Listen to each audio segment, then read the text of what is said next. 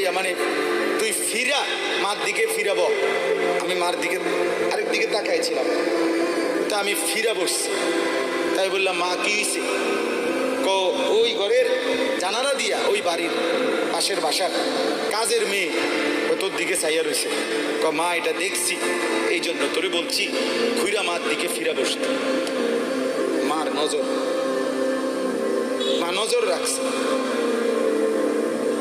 আমি জীবনে একবার, শুধু আমার পুরা জীবনে একটা সাদা টুপি কিনছিলাম একবার, যেই টুপিটার মাঝখান দিয়া ছোট্ট ছোট্ট লাল লাল এই ছোট্ট ছোট্ট কটা ফুল ছিল লাল কালারের। এই একটা টুপি শখ করে এমনি ভাল লাগছিল, কিনছিলাম ওই মাহফিলে যে দোকান বসে এডির থেকে। তখন আমি মাত্র নতুন চাকরি নিছি, পড়ালেখা শেষ করে বেতন হয়েছে অল্প টাকা। বাড়িতে গেছি, আমার আব্বা এটা দেখছে, দেখে বিকালবেলা আমার মারে কইতেছে, হেতে যে চাকরি হয়েছে পয়সা হয়েছে বুঝছো নি?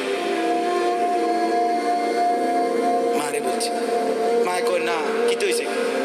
টুপি দেখছো না, টুপি দেখো না, রঙ্গিলা টুপি পিনছে, বুঝাই তো যায় ভূতের বেতন হয়েছে, চাকরি হয়েছে।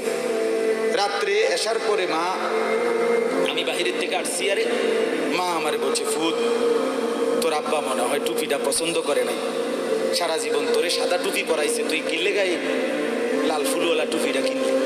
এই যে খুলে রাখছি, আর কোনোদিন পড়িনি। বাবার নজর, মার নজর, আমার ভাই বাপ মার সেই আদর সোহাগ। আমি জীবনে একবার আমার আব্বারে বলছিলাম, আব্বা আমি একটা মাদ্রাসার ব্যাপারে, যে আমি এই মাদ্রাসায় পড়তাম না, আমরা অন্য মাদ্রাসায় ভর্তি করা।